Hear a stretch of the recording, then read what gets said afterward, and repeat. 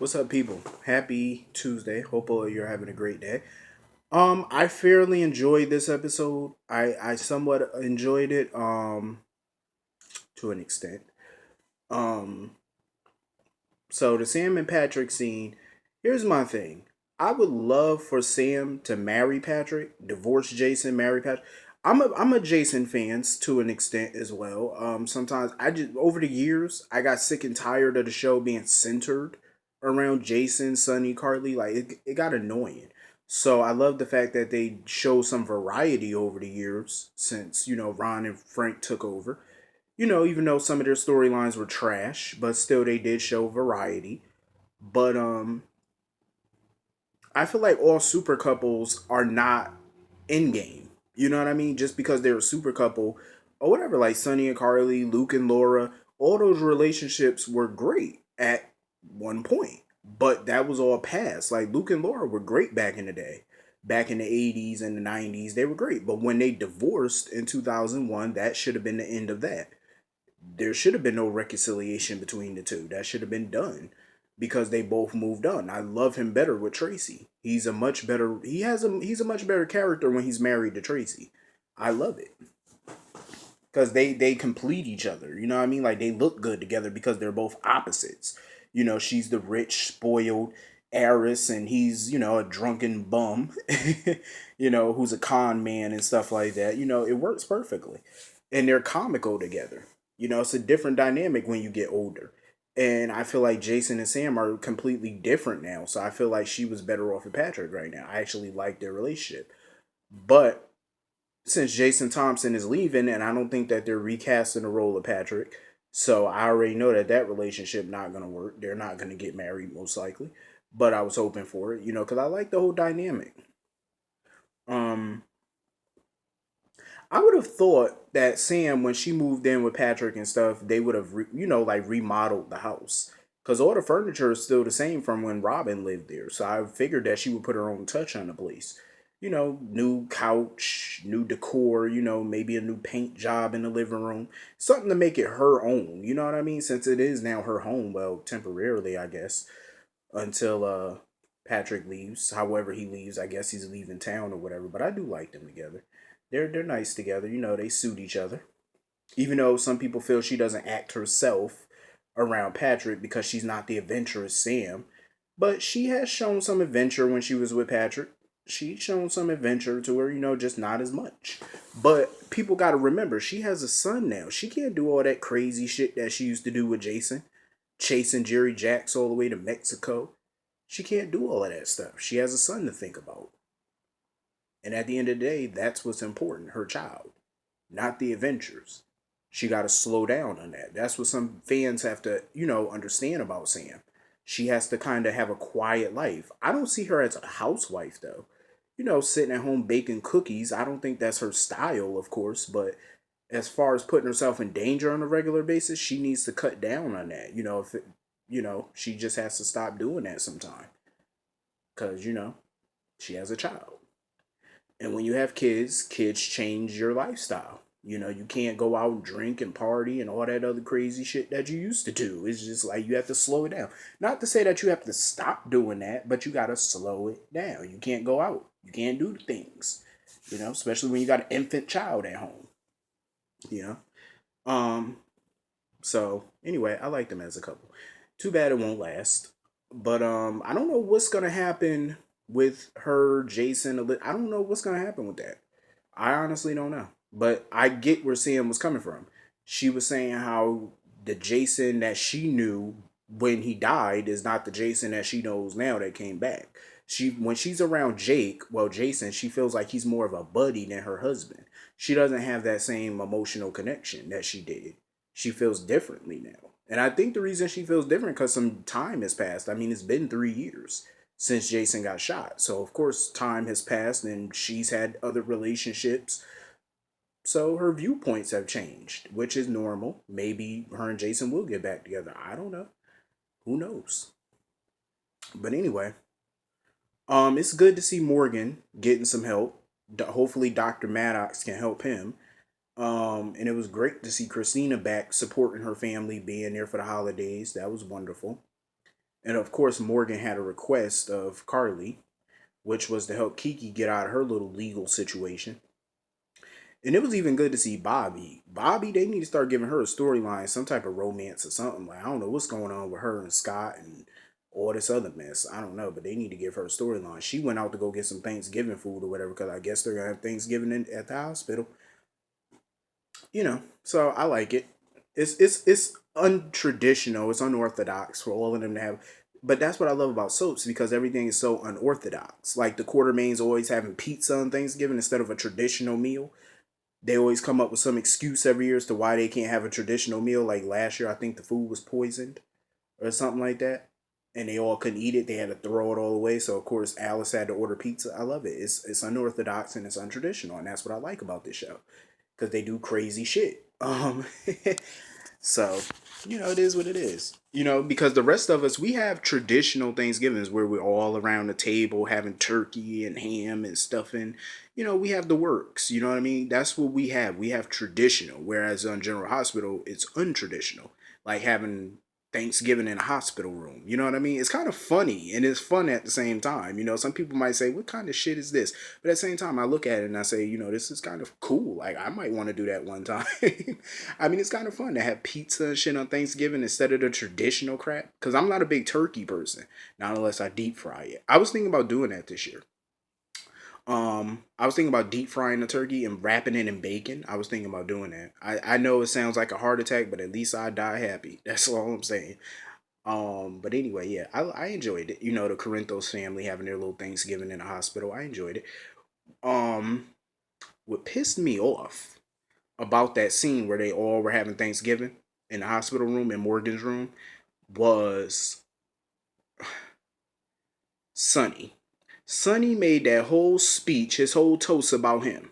Oh, he's happy Carly remarried him. He's happy that Bobby tolerates him as a son-in-law. Everything was him, me. That's basically all I heard. It's like, seriously, what about your family? Then he said, oh, Christina makes me proud. Why everything got to be me or him or I or everything's just about him. Oh, he's proud Michael came back home and bringing a baby. It's just me. Just shut up, Sonny. Why don't you make it about your family? But I liked it though. I liked the scene. I think it was nice all of them at least could they could all be together for Thanksgiving. I liked it. Um so anyway, Ava and Paul or whatever, they're down at the station because Kiki got arrested for running Carly off the road. Jordan decided to take Nathan off the case because he's too close because Kiki's relationship with his sister, so she had no choice but to take him off the case and handle it personally. Jordan looked good. You know what I was thinking? What if they hook Jordan up with Maddox, with Dr. Maddox? I would love it. Oh my God, Jordan Maddox. I would love it. You know what they could be like? They could kind of be like the new Angie and Jesse Hubbard from One of My Children. You know how he was a cop and she was a doctor? But this time, Jordan is the cop and he's the doctor. That would be hot. I can't front. You can never have another Jesse and Angie Hubbard, but I like the diversity on this show. You know what I mean? Like it's time that they start putting more people of color on a soap opera. You know what I mean? Like because it can work. You got to diversify. But anyway, so Nathan and Maxie are getting ready to go out of town or whatever to Oregon to go visit Georgie and have Thanksgiving with her and Spinelli and Ellie. So she's running around like a mad woman about Crimson because money never stops and business never sleeps.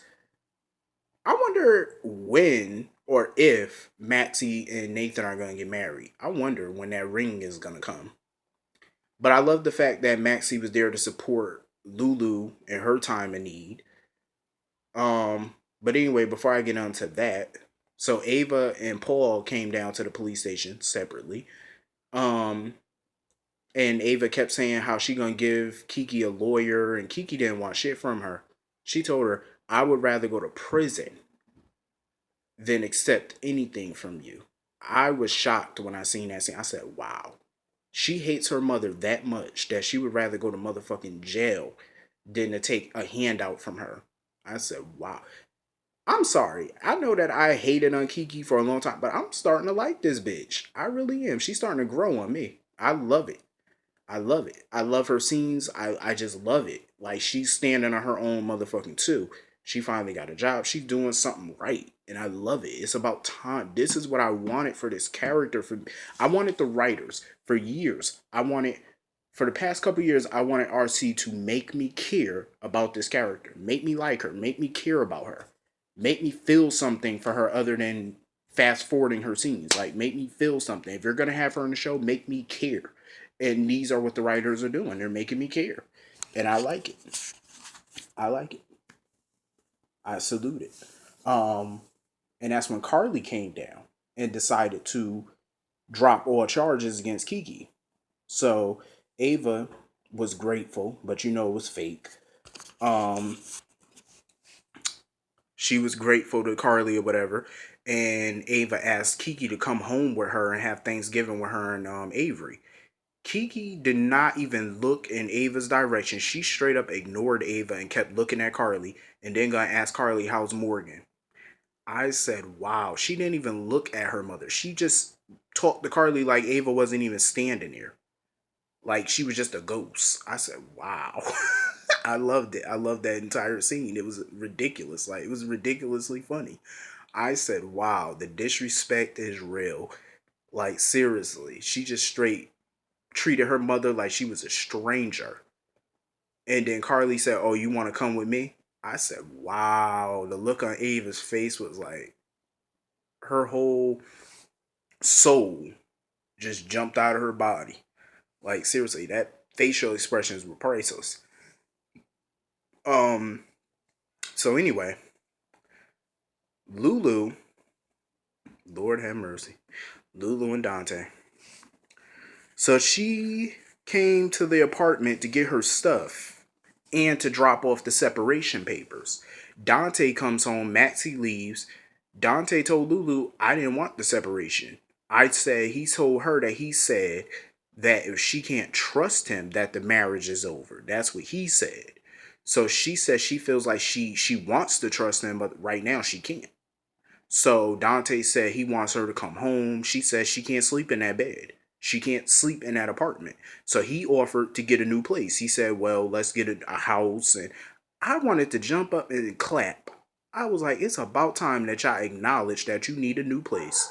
It's about time that you acknowledge that that apartment is way too goddamn small for y'all.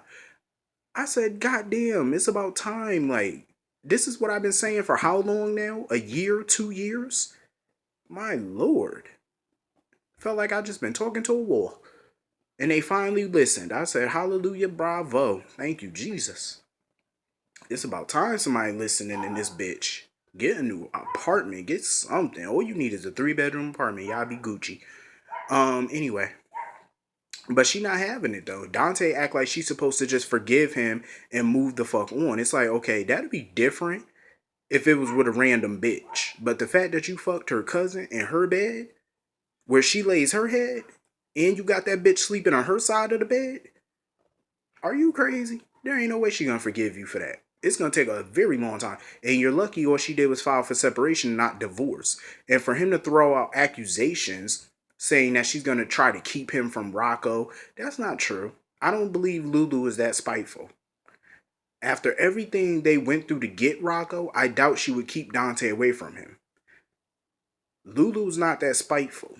She's spiteful when it comes to her, but when it comes to their child, she would never do that. She would never do that.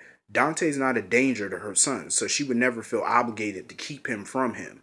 That's not what she would do. No lawyer would ever even take that case, not unless it was Scott Baldwin or somebody. That's different from, but any respectable lawyer would never even touch that case because Dante's not a danger. I will say Dante is a good father. A lousy husband, but a good goddamn father. He does love Rocco, so I doubt Lulu would do that. But she has every right to be upset, and he acts like she should just get the fuck over it. No. How would you feel if she slept with your cousin? How would you feel if she slept with one of your brothers if they weren't related to her? I'm just saying. Like, what if Morgan and Michael weren't related to her? How would he feel if she screwed one of them? He wouldn't forgive her, and he know damn well he wouldn't. He know he wouldn't. So come on now, if the shoe was on the other foot, he would not forgive either. When he thought she slept with Dante, his immediate reaction was to kick her out. He wasn't even trying to hear nothing she had to say. So the fact that you're being like this and trying to turn everything on her, sit down somewhere, have several seats. Hell, rent out a stadium and sit in that. Seriously.